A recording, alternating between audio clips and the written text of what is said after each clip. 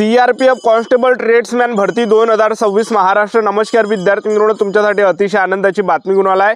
CRPF constable ट्रेड्समॅनचे 9195 जागांसाठी भरती निघाली आणि या भरतीमध्ये शिक्षण फक्त 10वी पास लागते। महाराष्ट्रातील आपण कोणत्याही जिल्ह्यातले असाल तर मुला-मुलींना फॉर्म भरता येणार आहे।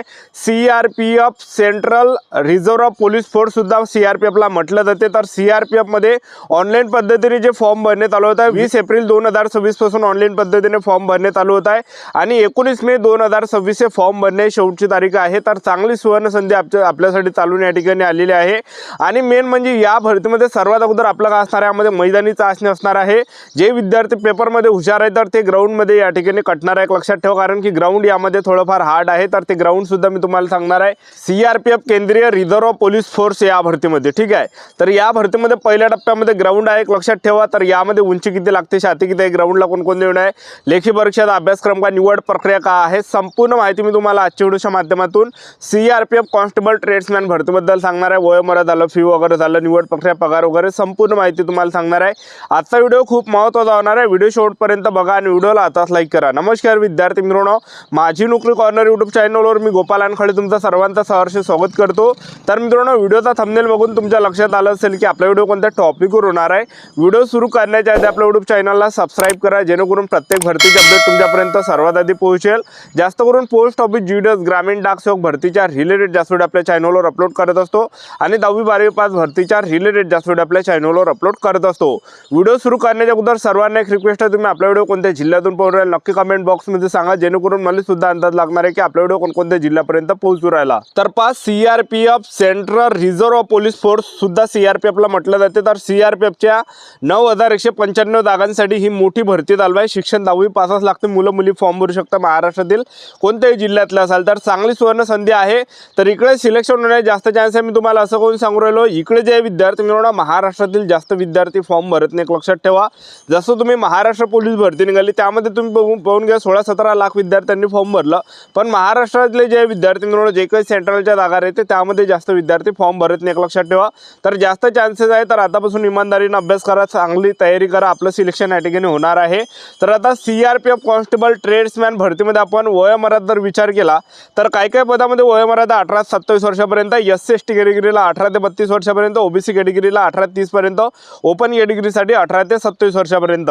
आणि त्याचबरोबर जे विद्यार्थी मिळवणार यामध्ये काय काय पदामध्ये जे वयोमर्यादा 18 ते 23 वर्षापर्यंत, ओपन कॅटेगरीसाठी एससी एसटी कॅटेगरीसाठी 18 ते 28 वर्षापर्यंत, ओबीसी कॅटेगरीसाठी यामध्ये 18 ते 26 वर्षापर्यंत एवढी काही वयोमर्यादा ठेवण्यात आली आहे। फीचा जर आपण विचार केला तर जनरल ओबीसी डब्ल्यूएस कॅटेगरीचे असाल तर 100 रुपये फी ठेवण्यात आली आहे। एससी एसटी कॅटेगरीचे असाल आणि एक सर्व्हिसमॅन जर असाल तर या भरतीमध्ये 1 रुपया सुद्धा फी आपल्याला भरायची नाही आहे। फी यामध्ये नाही आहे, फी माफ आहे यामध्ये एससी एसटी आणि एक सर्व्हिसमॅनला। आणि महिला उमेदवार तर कोणत्या कॅटेगरीचे असाल, SC ST, OBC WS, NTB, open, SBC, SCBC कोणती कॅटेगरी असा 1 रुपया सुद्धा फी यामध्ये नाही आहे, एक लक्षात ठेवा, ठीक आहे। फी आहे नाही यामध्ये महिला उमेदवारांसाठी फ्रीमध्ये आहे। तर नक्की या ठिकाणी लाभ घ्या, नक्की या ठिकाणी फॉर्म भरा, कारण की यामध्ये 1 रुपया सुद्धा फी ठेवण्यात आलेली नाही आहे। तर फ्रीमध्ये आपल्याला या ठिकाणी फॉर्म भरता येणार आहे, लक्षात ठेवा। तर आवर्जून या ठिकाणी फॉर्म भरा।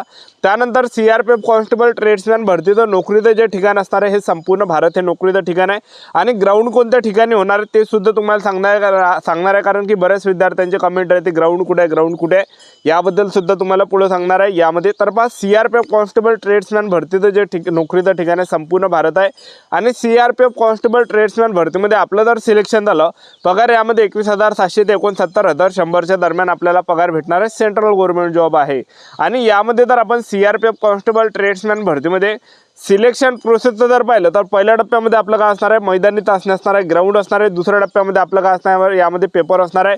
तिसऱ्या टप्प्यामध्ये आपलं ट्रेड टेस्ट असणार आहे। चौथ्या टप्प्यामध्ये डॉक्युमेंटेशन, 5व्या टप्प्यामध्ये मेडिकल, अशी संपूर्ण निवड प्रक्रिया सीआरपीएफ कॉन्स्टेबल ट्रेड्समॅन भरतीमध्ये आहे, लक्षात ठेवा। पहिल्या भरतीमध्ये सीआरपीएफ कॉन्स्टेबल ट्रेड्समॅन भरतीमध्ये ग्राउंड आहे। तर उंचीचा जर आपण विचार केला, तुम्ही एससी कॅटेगरीचे असाल, ओबीसी कॅटेगरीचे असाल, ईडब्ल्यूएस कॅटेगरीचे असाल, ओपन कॅटेगरीचे असाल तर पुरुष उमेदवारांसाठी उंची 170 सेंटीमीटर ठेवण्यात आले आहे आणि महिला महिला उमेदवार तर तुम्ही SC category, OBC category, EWS category, open कॅटेगरीच्या असाल 157 सेंटीमीटर उंची ठेवण्यात आली आहे.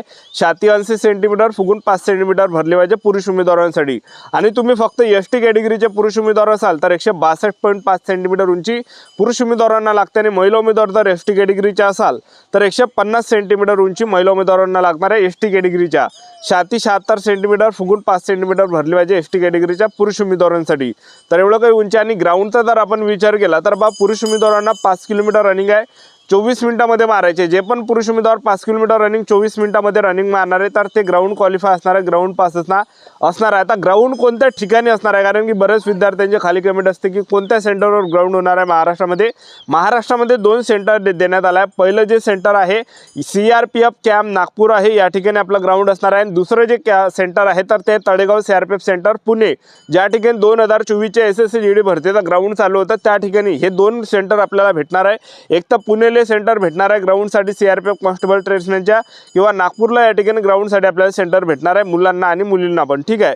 तर यामध्ये 5 किलोमीटर रनिंग पुरुष उमेदवारांसाठी 24 मिनिटाच्या अंदर जर आपण 5 किलोमीटर रनिंग मारली तर आपण ग्राउंड क्वालिफाय असणार आहे, ग्राउंड पास असणार आहे. आणि जर पुरुष उमेदवारांना 5 किलोमीटर रनिंग जर 24 मिनिटापेक्षा जर जास्त सेकंड झाला, म्हणजे 1 सेकंड जरी जास्त गेला तर आपल्याला फेल केलं जाणार आहे, अपात्र केलं जाणार आहे. तर ही जी भरती SRPF सारखं पोलीस भरतीमध्ये यामध्ये मार्क वगैरे नसते, डायरेक्ट ग्राउंड क्वालिफाय राहते. एक लक्षात ठेवा, तुम्ही 24 मिनिटांमध्ये मारली किंवा 21 मिनिटांमध्ये मारली तरी आपण पास त्या ठिकाणी राहते. एक लक्षात ठेवा, कोणाला कमी जास्त मार्क यामध्ये नसते, असं काही आहे. ठीक आहे, असं राहते. ठीक आहे. तर त्याचबरोबर महिला उमेदवारांसाठी जर पाहिलं तर महिला उमेदवारांना 1600 मीटर रनिंग आहे.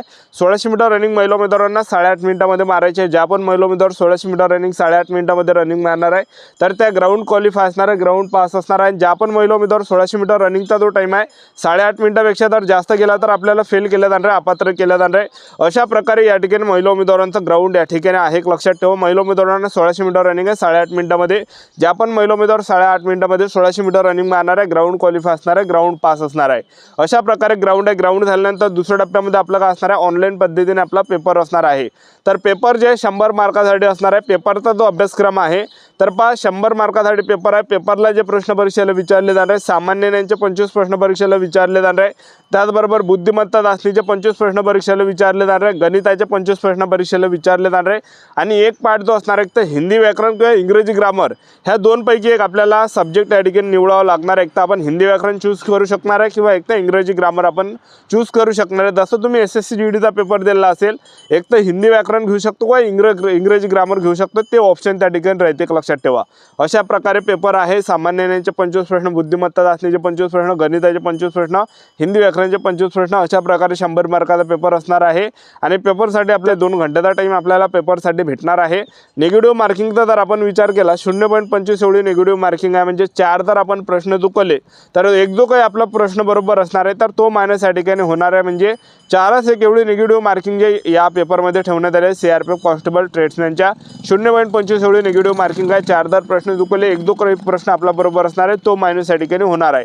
अशा प्रकारे आपला पेपर आहे. पेपर झाल्यानंतर आपलं काय असणार आहे, तिसऱ्या टप्प्यामध्ये ट्रेड टेस्ट आपली असणार आहे. ज्या पण ट्रेडमध्ये तुम्ही फॉर्म भरला त्याच्या रिलेटेड आपलं कौशल्य चाचणी त्या ठिकाणी होणार आहे. जे पण विद्यार्थी पात्र झालं तर त्यांचं सिलेक्शन होणार आहे. अशा प्रकारे सिलेक्शन प्रोसेस आहे. पहिल्या टप्प्यामध्ये ग्राउंड, दुसऱ्या टप्प्यामध्ये लेखी परीक्षा, ट्रेड टेस्ट झालं, डॉक्युमेंटेशन, मेडिकल, अशी प्रोसेस आहे. आपलं YouTube चॅनल सबस्क्राईब करून ठेवा, वेळोवेळी अपडेट देत राहणार आहे. याच्यासाठी तसं आमचं व्हिडिओ नेक्स्ट व्हिडिओमध्ये. जय हिंद, जय भारत.